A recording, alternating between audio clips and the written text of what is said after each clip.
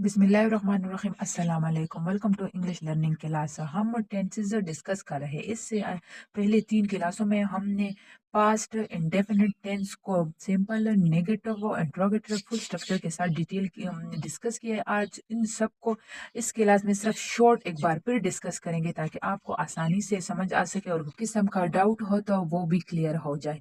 Past indefinite tense, past indefinite tense वो tense होते हैं जिसमें हम माजी के बारे में बात करते हैं। माजी में जो कुछ गुजरा, जो कुछ हुआ तो उसको पास्ट इंडेफिनिट टेंस कहा जाता है।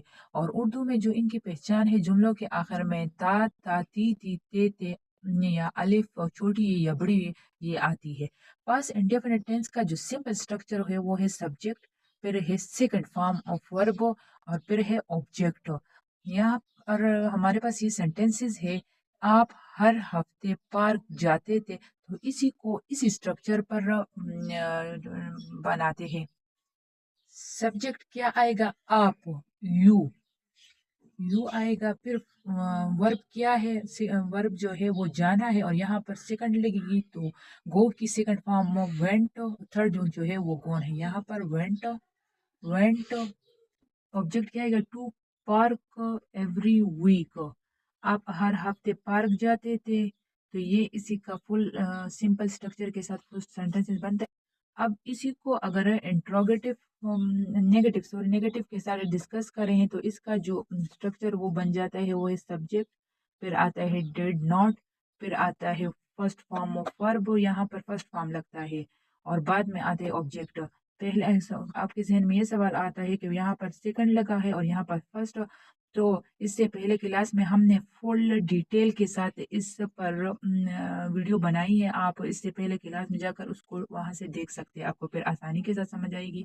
फिर आएगा ऑब्जेक्ट।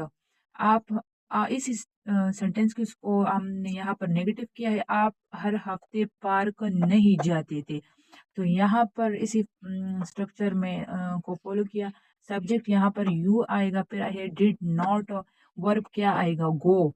यहाँ पर वेंट की जो फर्स्ट फॉर्म है वो गो है। बेट ऑब्जेक्ट क्या है? To park every day, every week, sorry every week.